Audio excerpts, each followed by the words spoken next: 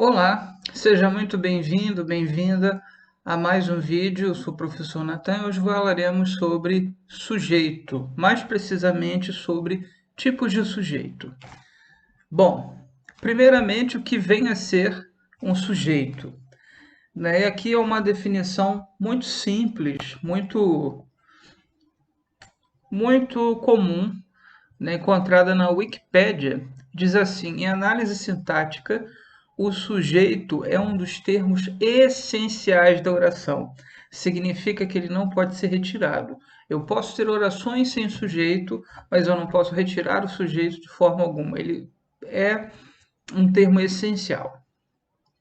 Geralmente responsável por realizar ou sofrer uma ação ou estado. Porque geralmente pode acontecer dele não estar ali. E você tem um verbo que não precisa de um sujeito, a gente vai chegar lá. Ele é o termo com o qual o verbo concorda. E isso é importante. Se você quiser saber quem é o sujeito, você precisa olhar o verbo, porque o verbo sempre concorda, ou seja, ele faz referência ao sujeito.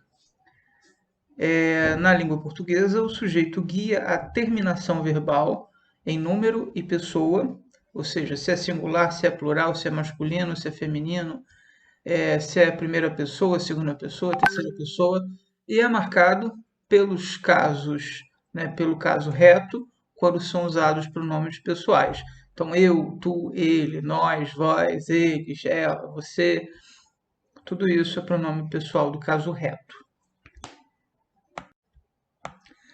Bom, os tipos de sujeito são 5, eles são bem simples da gente compreender, mas é necessário um pouquinho de atenção.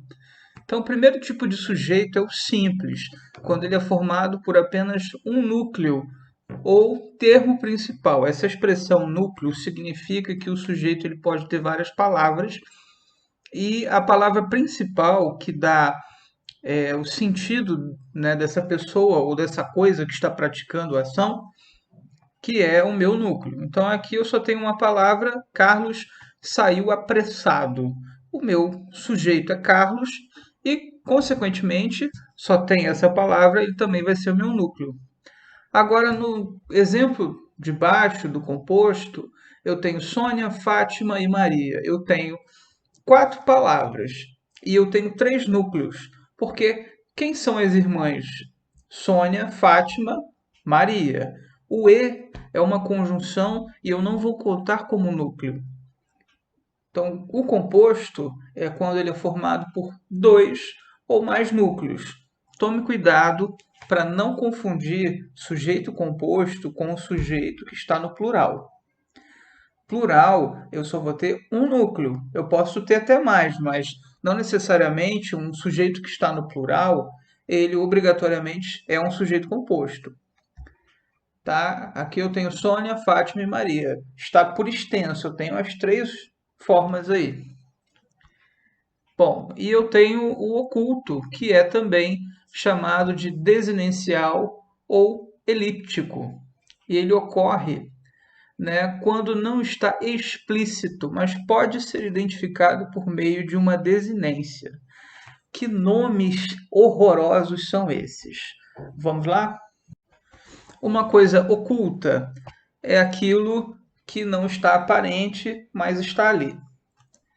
Elipse, né, é a supressão, ou seja, quando eu escondo uma coisa que eu já falei antes, para não ficar repetindo e por aí vai. E desinêncial, né, é porque eu encontro por meio da desinência. O verbo, ele é formado por desinência de número, pessoa, sufixos e por aí vai. E por meio dessa desinência eu consigo saber se é eu, se é tu, se é ele, se é nós, se é vós, se é eles. Quando eu consigo identificar essa pessoa por meio da desinência, ele é um sujeito oculto. Por exemplo, compramos muitos legumes na feira. Quem comprou? Não aparece ali. Mas quando eu falo compramos, eu sei que compramos, essa forma verbal compreende a forma, do pronome nós. Então, nós, que está oculto, compramos. Se eu consigo identificar, ele é um sujeito oculto. Pode acontecer de eu não conseguir identificar. Por exemplo, o sujeito indeterminado. É quando ele não está explícito, mas diferente do sujeito oculto, aparece em terceira pessoa. Toda vez que eu tiver um sujeito ou um verbo que não tem um sujeito aparente e o verbo está em terceira pessoa, ele sempre será indeterminado, porque eu não consigo determinar o sujeito de verbo em terceira pessoa. A não ser que ele esteja explícito, esteja escrito. Eles ou os bandidos roubaram um carro. Nesse caso aqui, quando eu falo roubaram o carro, quem foi que roubou? Foi uma pessoa? Foi 20? Então eu não consigo determinar. Quando vem terceira pessoa, principalmente terceira pessoa do plural, e não tem um, um sujeito aparente, é indeterminado. Agora vem talvez a mais fácil de todas, porque você observa logo pelo verbo, pelo sentido do verbo, que é o sujeito inexistente, também conhecido como oração sem sujeito. Por que oração sem sujeito? Porque o verbo ele não é praticado por um ser humano. Ele não precisa de uma pessoa para praticar aquela ação. Normalmente isso se refere a ações como fenômenos da natureza, o verbo haver, por exemplo, com sentido de existir, né? E aí tem um exemplo: choveu muito a noite passada. Isso é o que a gente chama de verbo impessoal. Há uma pessoa que chove?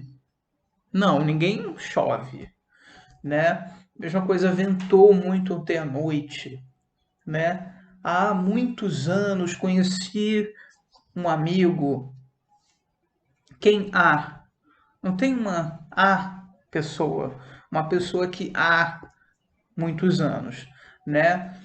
Então, nesses casos, o verbo é impessoal. Você não precisa de uma pessoa para praticar essa ação.